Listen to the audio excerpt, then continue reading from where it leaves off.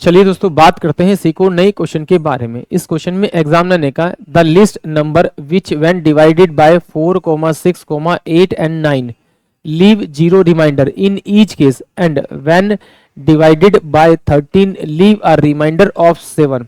यानी एग्जामिनर ने क्या कहा कि एक नंबर है 4, 6, 8 और 9 से भाग करने पे प्रत्येक स्थिति में 0 शेषफल देता है, और अगर 13 से डिवाइड करते हैं तो 7 शेषफल देता है।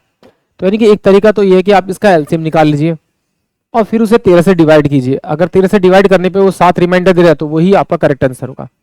या फिर आप एक काम कीजिए, इसे ऑप्शन की मदद सॉल्व कर लीजिए। कैसे जरा देखिए, जो ऑप्शन में वैल्यू दे रखी है वो 13 से डिवाइड करने पे 7 रिमाइंडर देगी और इन नंबर से डिवाइड करने पे 0 देगी। तो पहले मैं इसको 13 से डिवाइड कर लेता हूँ।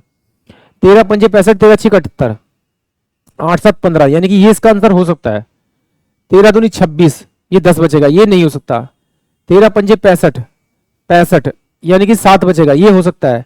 13 तो बचेगा आपका 14, यानी कि 13, ये नहीं जाएगा, यानी कि ना तो ये है ना ये।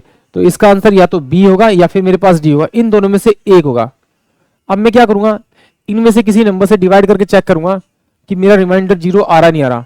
तो मैंने एक नंबर लिया आपका 8, तो 8 से डिवाइड करूंगा तो 8 नहीं 72, 0 तो 8 चौक 32, यानी कि ये नहीं जाएगा। यानी कि ऑप्शन जो मेरे पास में बी होगा वो इस क्वेश्चन के लिए करेक्ट होगा। आप इस तरह से निकाल सकते हैं, नहीं तो एलसीएम निकाल देते हैं आपका।